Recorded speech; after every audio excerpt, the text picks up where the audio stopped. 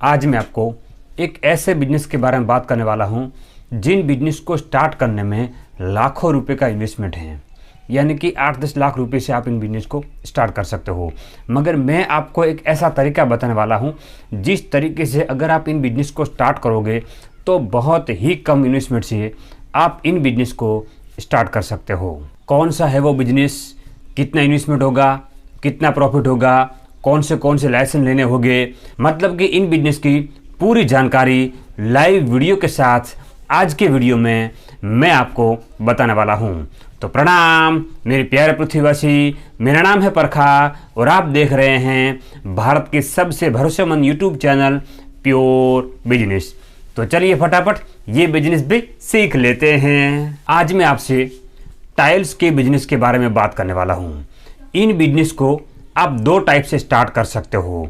एक तो है इन बिजनेस को आप स्टॉक बेच स्टार्ट करें, यानी कि माल खरीदे और बेचे, इस टाइप से कर सकते हो। और दूसरा है सैंपल बेच बिजनेस। इन बिजनेस को आप केवल सैंपल रखकर ही स्टार्ट कर सकते हो। और आज मैं उन्हीं तरीके की बात करने वाला हूं जिसमें आपको बहुत ही कम इन्वेस्टमेंट है और इसमें अच्छा खासा प्रॉफिट है। करे हो ये जो वीडियो, इनमें जो भाई ने अपना बिजनेस स्टार्ट किया था, जिस वक्त उन्होंने स्टार्ट किया था, इन्होंने मेरे को बताया कि जब मैंने स्टार्ट किया तब मैंने इनको सैंपल बेच पर ही स्टार्ट किया। आज भी पूरा माल इनके पास नहीं है, करीब करीब आधे से भी कम माल इनके पास स्टॉक में है और कुछ माल जो है वो अभी भी स्टॉक में इनके पास नहीं है, मगर सैंपल बहुत सारे हैं। तो आपको इन बिजनेस को कैसे स्टार्ट करना है, तो देखिए आपको क्या करना है कि आपको करीब करीब हाईवे टच के आसपास, यानी कि बिल्डिंग मटेरियल के आसपास जहाँ भी इस टाइप के मटेरियल मिलते हैं उनके आसपास जो है वह आपको एक दुकान भाड़े रखनी है। और वो जो दुकान है ये 300 चौरस फुट से लेकर 1000 चौरस फुट के आसपास जो है वो चलेगी।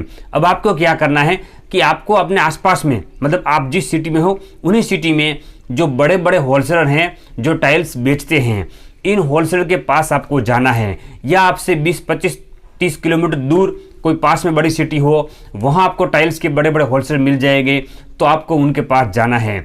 और वहाँ जाने के बाद आपको मान लीजिए कोई एक टाइल्स हैं और इनको क्या करना है कि इनकी केवल एक ही पेटी आपको खरीदनी है या 4 या 5 पीस ही आपको खरीदने हैं, वो लेकर आपको आ जाना है। तो ऐसे 4-5 होलसेलर को आपको मिलना है। इन लोगों के पास जिस टाइप का माल का स्टॉक है उसी टाइप के माल का जो सैंपल पीस जो हैं वो आपको खरीदने हैं और आपको लेकर अपने यहाँ आना है। और फिर आपको क्या करना है कि अपने दुकान में इनको डिस्प्ले करना है, मतलब कि एक शोरूम टाइप का आपको दुकान बनानी है।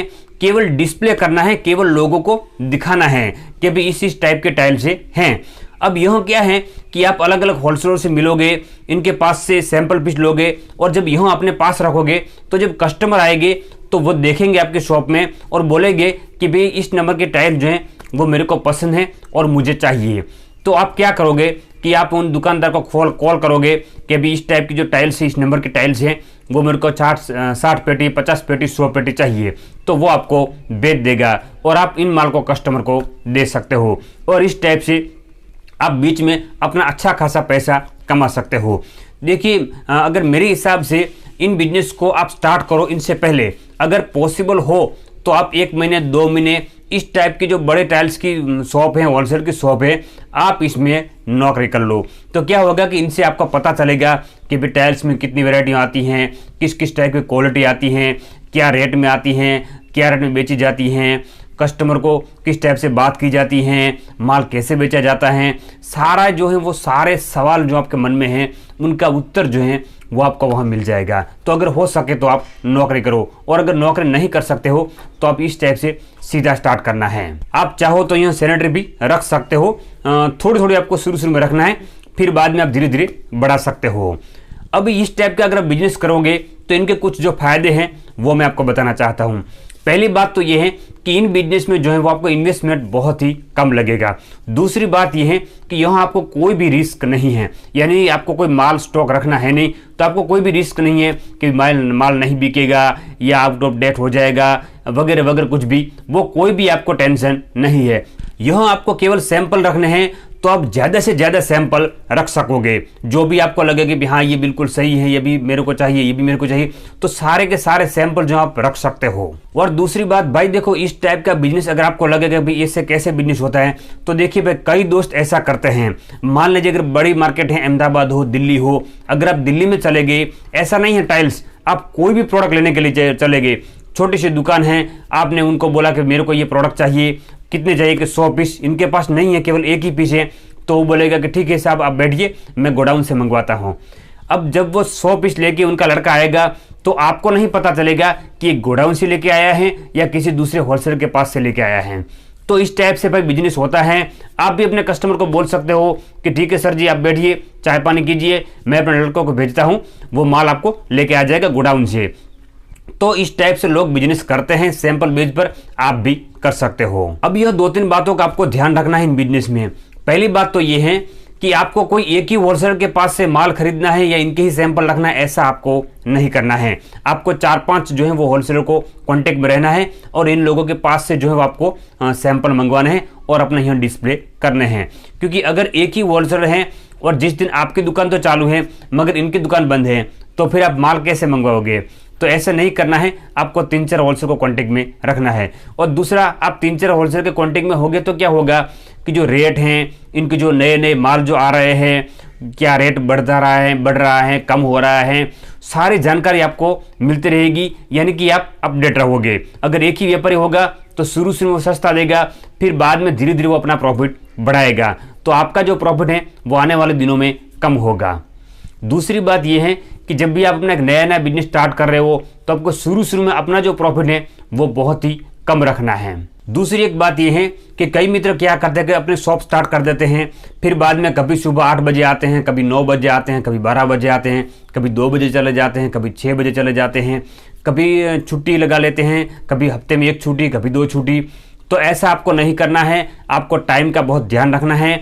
जिस टाइप से आप अपनी दुकान में जो टाइम से आ रहे हो उसी टाइम से आना है, रेगुलर उसी टाइम से घर पे जाना है। और जो छुट्टी है, अगर हफ्ते में 1 छुट्टी आप ले रहे हो तो उसी दिन छुट्टी रखनी है। बाकी के दिनों में आपको जितना हो सके उतना आपको अपनी शॉप में छुट्टी नहीं रखनी है, शॉप को खुला ही रखना है, यानी कि इनको कभी दुकान बंद नहीं रखनी है। अगर बंद रखोगे तो क्या होगा कि कस्टमर एक बार आएगा, दूसरी बार आएगा, वो देखेगा भाई शॉप तो बंद रहती है, फिर वो बाद में नहीं आएगा। तो आपको रेगुलर अपने शॉप पर जाना है और रेगुलर टाइम टू टाइम अपने शॉप को खोलना है। लाइसेंस की बात करें तो आपको इन बिजनेस में भाई जीएसटी की जरूरत पड़ेगी। भले आप तुरंत ना लो मगर थोड़े दिनों के बाद आपको जीएसटी नंबर लेना पड़ेगा। और दूसरा, नगर निगम का जो लाइसेंस है वो आपको लेना है। इसके अतिरिक्त और कोई लाइसेंस की शुरू में आवश्यकता नहीं है। और अगर प्रॉफिट की बात करें तो भाई इन बिजनेस में आपको कम से कम 15% और ज़्यादा से ज़्यादा 20 से 25% या इनसे भी ज़्यादा आपको इन बिजनेस में प्रॉफिट मिलने वाला है। मगर करीब करीब आपको 20 से 25% के आसपास इस बिजनेस में प्रॉफिट आराम से मिलेगा, ये मान के चलना है। आपने नए अपनी शॉप स्टार्ट की है तो आपको क्या करना है कि शुरू में अपने जो व्हाट्सएप ग्रुप हैं, अपने जो फेसबुक हैं, आपको या आप इनका पैम्फलेट छपवा सकते हो और अपने रिश्तेदार हैं, अपने फ्रेंड हैं, इनको बताइए कि भी मैंने शॉप स्टार्ट की है, मैंने टाइल्स का काम शुरू किया है, आपको अगर माल चाहिए तो आप मेरी दुकान पे आइए, विजिट कीजिए और मेरे पास से माल लीजिए। तो इस टाइप से क्या होगा कि धीरे धीरे जो है वो आपका बिजनेस चलना शुरू हो जाएगा। तो आज के वीडियो में इतना ही था दोस्तों। कैसा लगा आज का मेरा ये वीडियो मुझे कमेंट करके ज़रूर बताना। हम फिर मिलेंगे एक और नए वीडियो में, तब तक के लिए जय हिंद, जय भारत।